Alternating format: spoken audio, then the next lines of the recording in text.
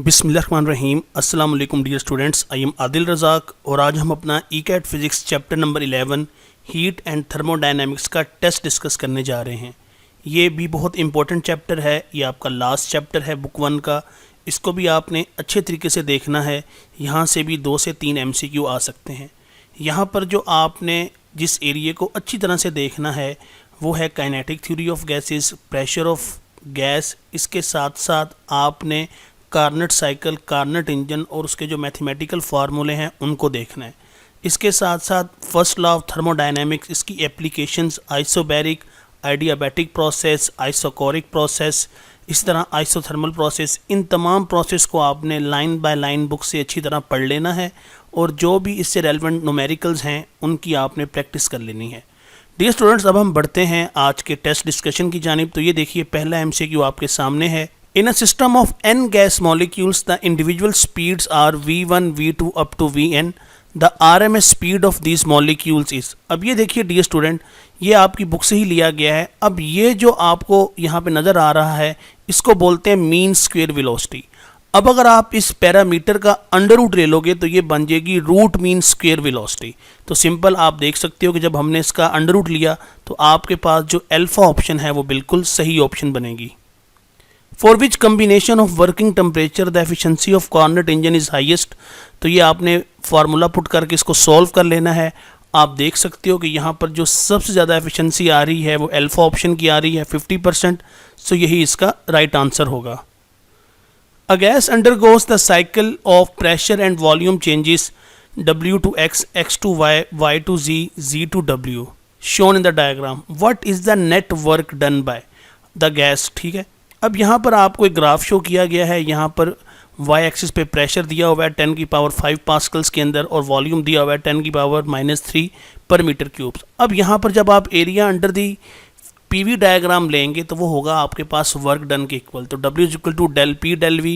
यहाँ पर आप डेल्टा P ले लें तो ये देखिए जी, ये आपके पास फाइनल प्रेशर, ये इनिशियल प्रेशर, इस तरह ये फाइनल वॉल्यूम, ये इनिशियल वॉल्यूम। तो वैल्यूज़ पुट करके इसको सॉल्व करो तो आपके पास आंसर आ जाएगा 200 जॉल। तो आप देख सकते हो चार्ली यहाँ पे सही ऑप्शन बनेगा। 2 different samples have the same mass and of energy are absorbed as heat by each.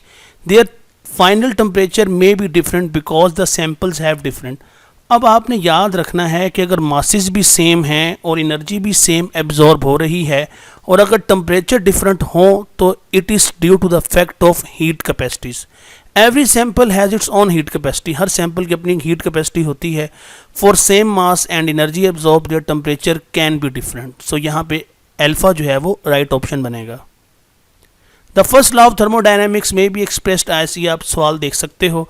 अब यहाँ पर जो असूल है, यहाँ पर जो केस दिया गया है वो आइडियाबैटिक एक्सपेंशन का दिया गया है। तो ये देखिए, आइडियाबैटिक एक्सपेंशन के अंदर आपके पास Q 0 होती है, delta U will be negative and W work done will be positive. अब यहाँ पर ये क्वेश्चन के अंदर यहाँ पे बीटा ऑप्शन में नेगेटिव है तो उसको आपने ठीक कर लेना है, यहाँ पे पॉजिटिव होगा तो ये आपको जो है कंसोलेशन मार्क्स जो हैं इसके मिल जाएंगे। ठीक है, तो ये आप इसको देख लीजिए दोबारा से। याद रखिएगा कि आइडियाबैटिक एक्सपेंशन के अंदर हीट जो है आपके पास 0 होगी, डेल्टा U नेगेटिव और work done will be positive, क्योंकि यहाँ पर सिस्टम सराउंडिंग के ऊपर वर्क करता है इसलिए उसको पॉजिटिव लिया जाता है। तो यहाँ पर बीटा आप सही ऑप्शन कर लें इस नेगेटिव को पॉजिटिव में चेंज करके। A difference of temperature of 25 degree Celsius is equivalent to difference of. अब ये देखिए जी, सबसे पहले आपने कन्वर्जन करनी है तो आपके पास जो है 25 डिग्री सेल्सियस जो है ये 77 फ़ारेनहाइट के इक्वल आ जाएगा। अब यहाँ पर टेम्परेचर डिफरेंस की बात हुई है तो 25 degree Celsius minus 0 degree Celsius, ये आ गया 25 डिग्री सेल्सियस। अब इस तरह हमने ये जो फॉरेन वाला टेम्परेचर आया है, फ़ारेनहाइट वाला, इसका भी हमने डिफरेंस ले लेना है। यहाँ पर मैंने 0 डिग्री से लिया, यहाँ पर आपने 32 फ़ारेनहाइट से लेना है, क्योंकि आप जानते हैं 0 डिग्री सेल्सियस जो है वो 32 फ़ारेनहाइट के इक्वल होती है। तो टेम्परेचर डिफरेंस आ जाएगा 45 फ़ारेनहाइट। तो आप देख सकते हो यहाँ जो अल्फा ऑप्शन बनेगा वो बिल्कुल सही ऑप्शन बनेगा। Starting with same initial condition, an ideal gas expands from volume V1 to V2 in 3 different ways. The work done by the gas is W1 if process is purely isothermal, W2 if purely isobaric and W3 if purely adiabatic then.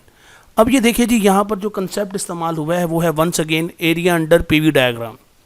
अब expansion में याद रखिएगा सबसे ज़्यादा जो work होता है वो आइसोबैरिक में, फिर आइसोथर्मल में और फिर आइडियाबैटिक में। ये आप देख भी सकते हो कि ये आइसोबैरिक है, इसका एरिया अंडर द ग्राफ ज़्यादा होगा, ये आइसोथर्मल इसका उससे थोड़ा सा कम होगा और आइडियाबैटिक का सबसे कम होगा एरिया अंडर द ग्राफ। तो आप देख सकते हो कि यहाँ पर W2 greater than W1 greater than W3 आ जाएगा।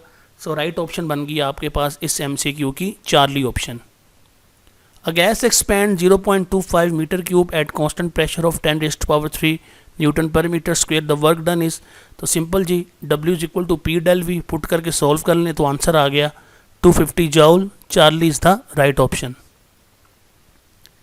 The pressure P of an ideal gas and mean kinetic energy per unit volume are related as, तो ये देखिए जी आपके पास फार्मूला होता है, यहाँ पर आपके पास ये mean translation kinetic energy per unit volume E के इक्वल आ गया, लिहाजा प्रेशर का इसके साथ जो रिलेशन बन गया वो बन गया P is equal to 2/3E।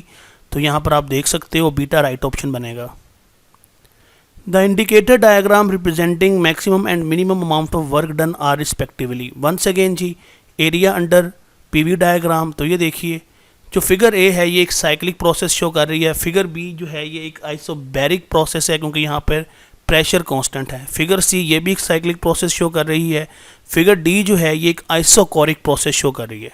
तो मैंने आपको बताया था कि मैक्सिमम वर्क होता है आइसोबैरिक के केस में और मिनिमम वर्क होता है आइसोकोरिक के केस में। आइसोकोरिक में चूँकि वॉल्यूम चेंज ही नहीं होना होता तो हम कह सकते हैं कि यहाँ पर आपके पास वर्क डन ज़ीरो है, ठीक है।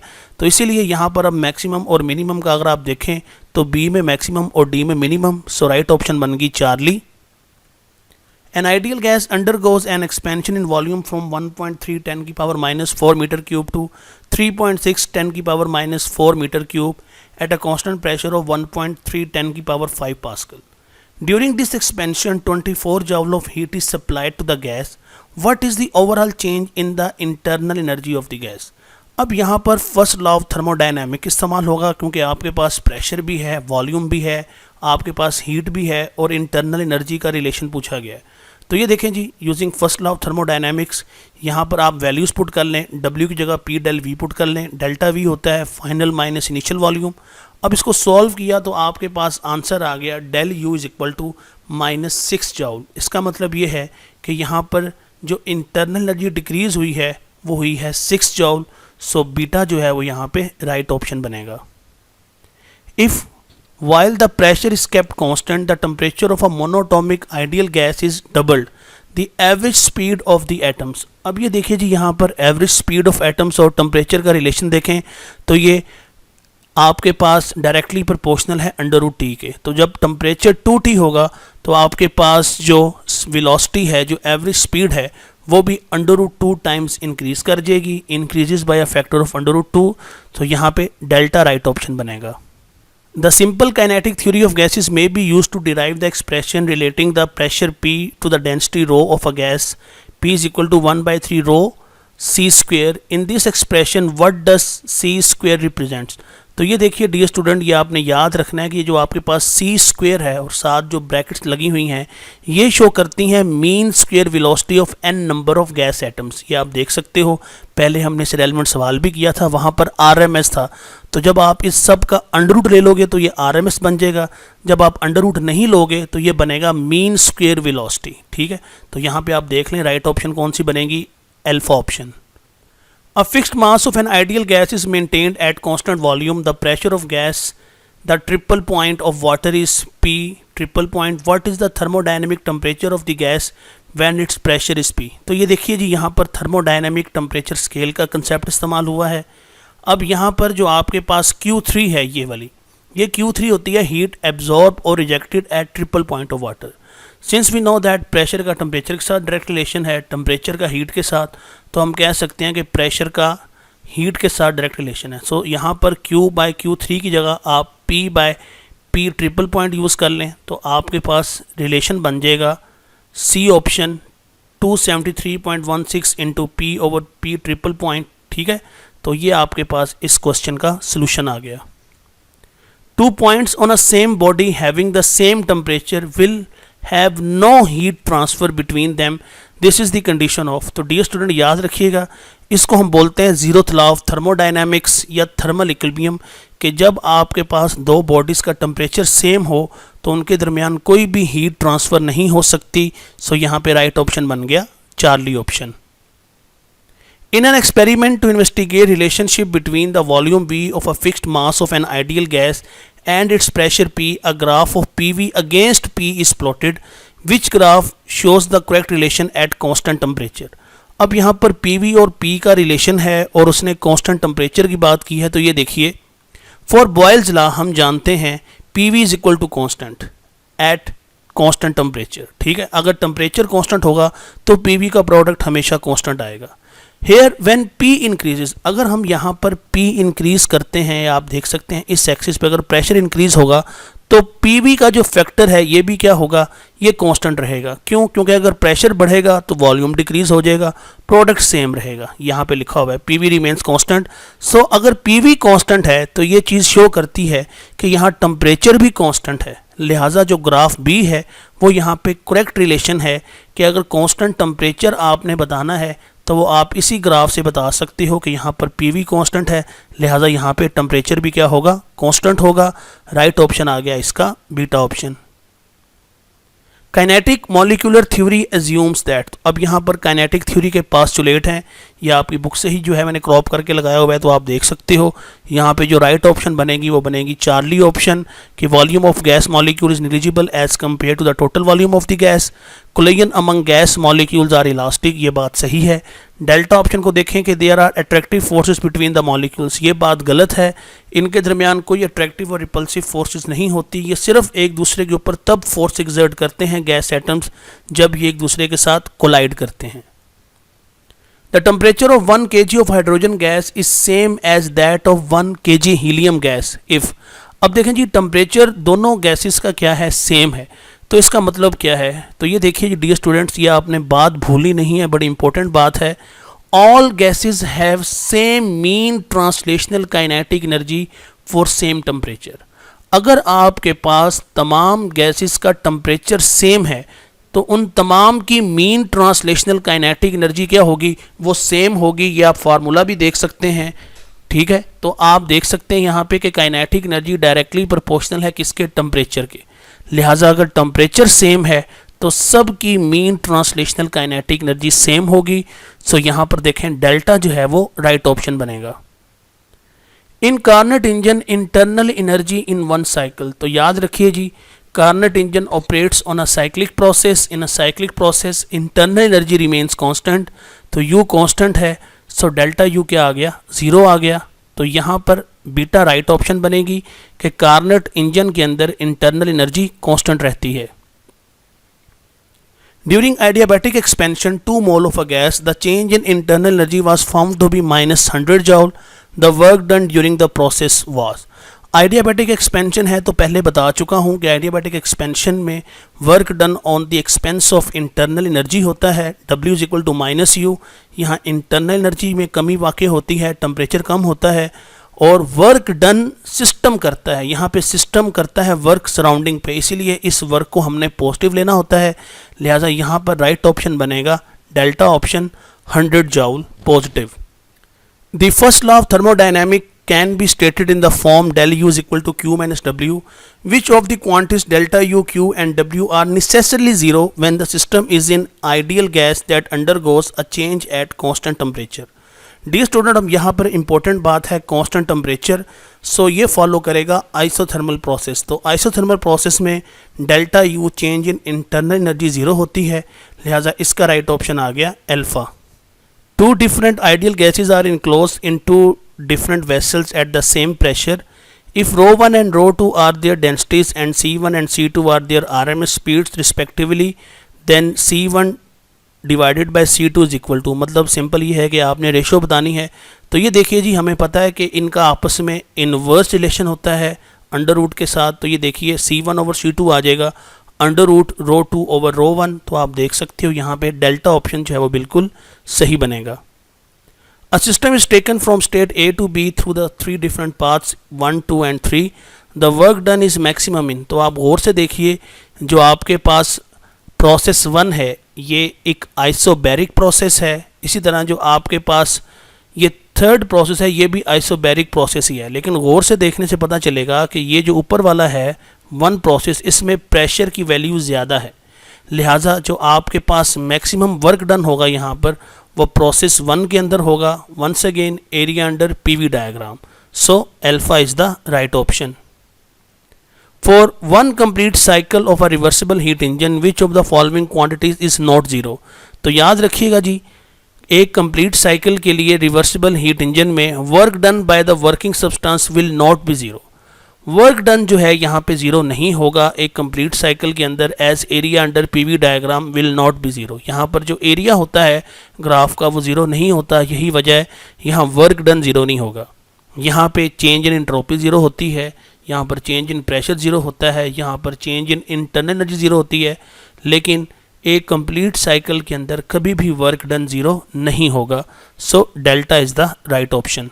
अ heat engine operates between a high temperature reservoir at TH and a low temperature reservoir at TL, its efficiency is given by. तो ये देखिए जी, ये हमारे पास efficiency of heat engine operating in reversible cycle. ये याद रखिएगा कि आपके पास हीट इंजन ऑपरेट होता है रिवर्सिबल साइकिल के अंदर between 2 temperature TH and TL, लिहाजा उसकी एफिशिएंसी का फार्मूला आप देख सकते हो।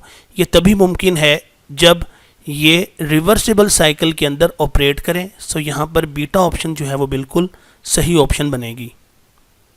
Ideal monatomic gas A is composed of molecules with mass m, while ideal monatomic gas B is composed of molecules with mass 4m.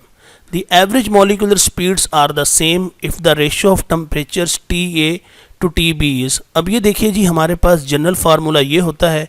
अब उसने कहा है जी कि वेलोसिटी जो है या स्पीड जो है वो कांस्टेंट है, तो आप देख सकते हो टेम्परेचर का मास के साथ डायरेक्ट रिलेशन बन गया। So temperature TA to TB की रेशो आप लें, वैल्यूज़ पुट करें तो आप देख सकते हैं यहाँ पर आंसर आ गया 1:4। सो alpha is the right option. An ideal gas undergoes an isothermal process starting with a pressure of 210⁵ Pascal and a volume of 6 cm3. Which of the following might be pressure and volume of the final state? अब देखें जी, यहाँ पर isothermal process है, हम जानते हैं कि ये बॉयल्स लॉ है, और यहाँ पर प्रेशर और वॉल्यूम का इन्वर्स जो है रिलेशन होता है। इसका मतलब ये हुआ कि यहाँ पर जो प्रोडक्ट है PV वो हमेशा कांस्टेंट रहेगा।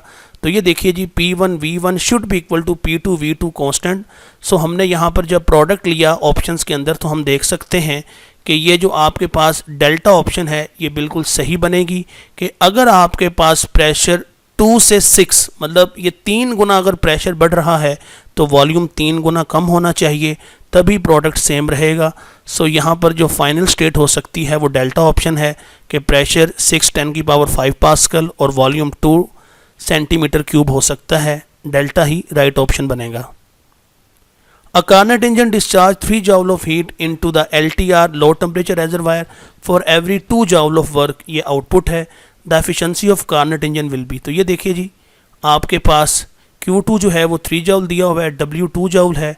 यहाँ पर आप Q1 निकाल लें और इसको सॉल्व करें तो आपके पास जो चार्ली ऑप्शन है वो बिल्कुल सही बनेगी, क्योंकि एफिशिएंसी आ गई 40%।